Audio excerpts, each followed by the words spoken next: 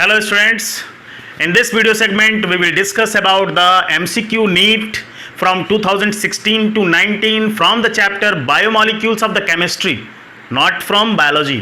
हम लोग केमिस्ट्री के बायोमोलिक्यूल चैप्टर से जो क्वेश्चन अराइज किए गए हैं केमिस्ट्री पार्ट में उसको डिस्कस करेंगे और 2016 से 19 तक क्या क्वेश्चन पूछे गए हैं। फ्रीक्वेंसी लगभग एक या कभी कभी दो क्वेश्चन भी रही है। तो आइए शुरू करते हैं वीडियो को और देखते हैं क्या क्वेश्चंस रहे हैं यहाँ से। ये पहला क्वेश्चन आपको आपकी स्क्रीन पर दिख रहा होगा। 2019 में पूछा गया है the non essential amino acid among the following is. तो चार ऑप्शन दिए गए हैं और जनरली हम लोगों को ये कोशिश करनी चाहिए बायोमोलिक्यूल्स केमिस्ट्री में देखेंगे अगर आप तो एक या दो क्वेश्चन की फ्रीक्वेंसी रहती है हर साल पूछे जाने की केमिस्ट्री से, और दो या तीन क्वेश्चन या कभी कभी चार चार क्वेश्चन तक पूछे गए हैं जब आप बायोलॉजी की बात करते हो। तो जो लोग नीट की एग्जामिनेशन की प्रिपरेशन कर रहे हैं उनके लिए ही बात कर रहा हूं, नीट एमसीक्यूज के बारे में बात कर रहा हूं। तो ये चैप्टर बहुत इंपॉर्टेंट हो जाता है एग्जाम पॉइंट ऑफ व्यू से, क्योंकि एक सिंगल चैप्टर से अगर आप देखें तो अगर आप किसी एक तरफ तैयार कर लेते हैं तो दोनों तरफ वो केमिस्ट्री में और बायोलॉजी दोनों तरफ फायदा देता है। तो इसमें देखिए इसेंशियल अमीनो एसिड क्या होते हैं। तो मेरा एक कोड है इसेंशियल अमीनो एसिड को याद करने के लिए कि फाइनली मिल्क इज ट्रांसपोर्टेड या मिल्क वाज सॉरी। तो यहां पे देखिए finally milk MILK milk was transported via real highway. अब इसमें जो पहला बोल्ड लेटर लिखा, पहला जो कैपिटल में लेटर लिखा हुआ है या कैपिटल लेटर जो लिखे हुए हैं वो इसेंशियल अमीनो एसिड का वन लेटर कोड है।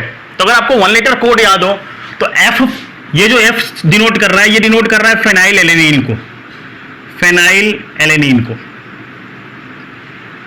ये जो M डिनोट कर रहा है ये डिनोट कर रहा है मेथियोनिन को। ये I डिनोट कर रहा है आइसोल्यूसिन को। ये डिनोट कर रहा है ल्यूसीन को। ये डिनोट कर रहा है लाइसिन को। ये डिनोट कर रहा है ट्रिप्टोफैन को।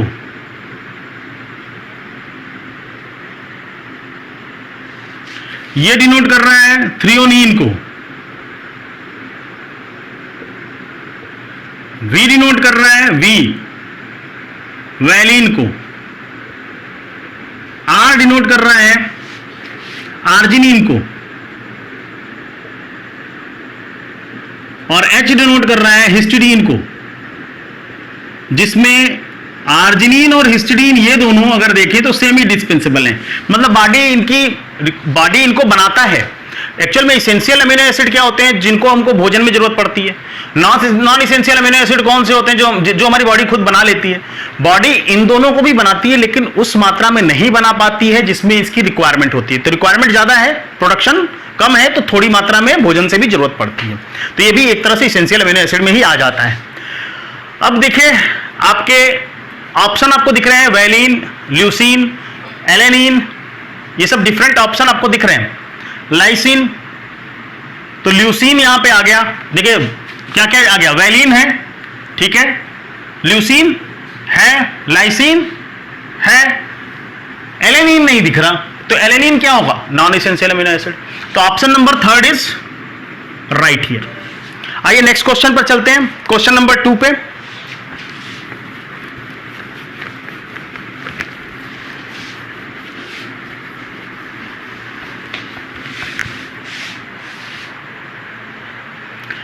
The difference between amylose and amylopectin. Okay, देखिए स्टार्च में आपको एमाइलेज और एमाइलोपेक्टिन दोनों मिलते हैं। एमाइलोज आपकी लीनियर चेन होती है और एमाइलोपेक्टिन ब्रांच्ड होता है। ये कह रहा है कि एमाइलोपेक्टिन है 1,4 alpha linkage and 1,6 alpha linkage. Amylose है 1,4 अल्फा लिंकेज एंड 1। एमाइलोज में लीनियर चेन है तो ब्रांचिंग होती ही नहीं है। तो जब ब्रांचिंग नहीं है तो 1,6 की तो बात ही नहीं आती है। और चूंकि स्टोरेज है तो बीटा तो आएगा ही नहीं। बीटा लिंकेज हमेशा स्ट्रक्चरल में होगा, जैसे सेलुलोज होता, काइटिन होता, तो वहां बीटा लिंकेज मिलता है। लेकिन जितने भी जो है एमाइलोज, एमाइलोपेक्टिन, ये सब क्या है, स्टोरेज है। एमाइलोज और एमाइलोपेक्टिन स्टोरेज पॉलीसेकेराइड है और स्टोरेज में अल्फा मिलता। तो एमाइलोपेक्टिन में अल्फा 1,4 से लीनियर चेन बनेगी और जो ब्रांचिंग होगी वो अल्फा 1,6 से होगी। ठीक है, तो इसका option number 1 is correct here. Option number 1 correct है। ये 2018 में पूछा गया है। 2019 में एक क्वेश्चन था, देखिए केमिस्ट्री से। 2018 में 2 क्वेश्चन है। ये तीसरा क्वेश्चन जो दिख रहा है आपको, ये भी 2018 में पूछा गया है। Which of the following compound can form zwitterion. Zwitterion क्या होता है भाई? ज्यूटेराइन अमीनो एसिड्स ज्यूटेराइन बनाते हैं, अमीनो ग्रुप और एसिडिक ग्रुप, पॉजिटिव और निगेटिव दोनों चार्ज अगर हैं तो उसको ज्यूटेराइन कहेंगे। तो when the both the charges are present on the compound then it is called zwitterion. तो aniline, acetanilide, benzoic, glycine, glycine एक अमीनो एसिड है, तो ग्लाइसिन ज्यूटेराइन फॉर्म कर सकता है। तो इसका option number 4 is right here. Option number 4 is right here. Okay, question number 3 का, तो ये देखिए 2018 में केमिस्ट्री में 2 क्वेश्चन पूछे गए। ओके, आगे बढ़ते हैं। क्वेश्चन नंबर 4 जो कि 2017 में आया हुआ है, which of the following statement is not correct. और पहला दिया हुआ है ova albumin is a simple food reserve in the egg white. अच्छा, blood protein thrombin and fibrinogen are involve in blood clotting. Okay, denaturation not correct देखना है। Denaturation makes the protein more active. कभी भी protein denature हो जाएगा तो activity खत्म हो जाएगी उसकी। ओके, तो ये स्टेटमेंट गलत है। पहला भी सही था, ओवा albumin is a simple food reserve in the egg white. Blood protein thrombin and fibrinogen are involve in blood clotting, ये भी सही है। Fourth option insulin maintain sugar level, बिल्कुल सही है। सब लोग जानते हो डायबिटिक तो आजकल 40% पॉपुलेशन डायबिटिक हो चुकी है और इंसुलिन देते हैं उसको। ठीक है, तो ऑप्शन नंबर 3 इज इनकरेक्ट और वही आपके ऑप्शन सही हो गया, इनकरेक्ट ही पूछा हुआ है। तो यहां क्वेश्चन नंबर 4 में आपका 3rd ऑप्शन राइट है। आगे चलते हैं, आगे देखते हैं question number 5। The central dogma of molecular genetics states that the genetic information flows from, कि जेनेटिक इंफॉर्मेशन कैसे मूव करती है। तो सेंट्रल डोगमा देखिए क्या होता है। सेंट्रल डोगमा होती है कि सबसे पहले डीएनए से ही डीएनए बन जाए, इसको रेप्लिकेशन कहते हैं।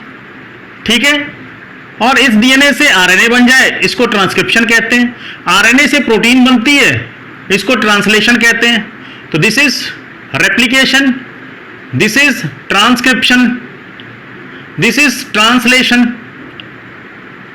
लेसन पूरा लिखना पड़ेगा, ट्रांसक्रिप्शन। ओके, और आरएनए से फिर से डीएनए बन जाए, इस आरएनए से अगर फिर से डीएनए बन गया तो this is called reverse transcription. यही वायरस करता है, वायरस यही करता है, आरएनए रखता है, खुद के पास मशीनरी नहीं होती, होस्ट के पास जाता है, रिवर्स ट्रांसक्रिप्शन का यूज करके डीएनए बना के रेप्लिकेट कर लेता है और बहुत सारे कॉपी नंबर अपने बना लेता। ठीक है, तो आरटी, तो ये सेंट्रल डोगमा है। तो देखिए आपको कह रहा है कि अमीनो एसिड से प्रोटीन, नहीं भैया, डीएनए की तरफ से बढ़ेंगे हम लोग। तो डीएनए से कार्बोहाइड्रेट, नो। डीएनए से आरएनए, ठीक है। आरएनए से प्रोटीन, ठीक है।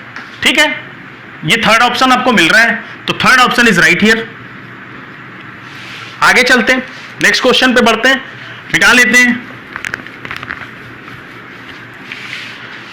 आइए 6th नंबर क्वेश्चन क्या दिया हुआ है। The correct statement regarding RNA and DNA respectively is, पहला ऑप्शन दिया हुआ है the sugar component in RNA is arabinose, गलत। The sugar component in RNA is 2-deoxyribose, गलत। The sugar component in RNA is arabinose, गलत। The sugar component in RNA is ribose, अब पढ़ेंगे आगे। And the sugar component in DNA is deoxyribose, नाम ही लिखा हुआ है, राइबो न्यूक्लिक एसिड, तो ribose sugar, deoxyribo nucleic acid मतलब डीऑक्सीराइबोज। तो 4th option is right here in the question number 6। आइए नेक्स्ट क्वेश्चन पे बढ़ते हैं, question number 7। In the protein molecules various amino acid are linked together by, protein में बहुत सारे amino acid peptide bond से बंधे होते हैं। ठीक है, तो पहला ही ऑप्शन यहां पे करेक्ट हो जाएगा। तो क्वेश्चन नंबर 7 का पहला ही ऑप्शन, पेप्टाइड बॉन्ड से बंधे होते हैं अमीनो एसिड और प्रोटीन का फॉर्मेशन करते हैं। ओके, आगे बढ़ते हैं, लास्ट क्वेश्चन होगा मेरे ख्याल से, 2016 में पूछा गया है। 2016 में भी 2 क्वेश्चन पूछे गए हैं, फेज 1 में, फेज 2 में भी। Which one given below is a non reducing sugar? हाँ, ये क्वेश्चन थोड़ा इंपॉर्टेंट है। रिड्यूसिंग शुगर कौन होते हैं? देखिए, शुगर्स जिनके पास उनका पहला कार्बन फ्री हो। भाई जब शुगर क्या होता है, प्लेनर स्ट्रक्चर से साइक्लिक स्ट्रक्चर बनाता है, प्लेनर स्ट्रक्चर से साइक्लिक स्ट्रक्चर बनाता है, तो उस समय उसके पास एक एक्स्ट्रा कायरल सेंटर इंट्रोड्यूस हो जाता है। और वही कायरल सेंटर जो कार्बन नंबर 1 होता है, जिसको हम लोग एनोमेरिक कार्बन कहते हैं, वो एनोमेरिक कार्बन के पास ही प्रॉपर्टी होती है कि वो सब्सटेंस को रिड्यूस कर सकता है। अब ग्लूकोज रिड्यूसिंग है, माल्टोज रिड्यूसिंग है, लैक्टोज रिड्यूसिंग है, लेकिन सुक्रोज में क्या होता है कि दोनों, सुक्रोज एक्चुअली में ग्लूकोज और फ्रक्टोज से बना होता है। ग्लूकोज का कार्बन नंबर 1 और फ्रक्टोज का कार्बन नंबर 2 एनोमेरिक कार्बन होता है, और दोनों बॉन्ड फॉर्मेशन में इन्वॉल्व हो जाते हैं। तो दोनों जब बॉन्ड फॉर्मेशन बना लेते हैं तो नॉन रिड्यूसिंग शुगर, बहुत ही इंपॉर्टेंट क्वेश्चन है, बहुत बार पूछा गया है। तो सुक्रोज यहां पे ऑप्शन सही होगा, तो option number 2 is right here. Okay, तो आप लोग अब जान गए हैं, सारे क्वेश्चन हमने कर लिए। और इन द लास्ट, थैंक्स, धन्यवाद। ओके।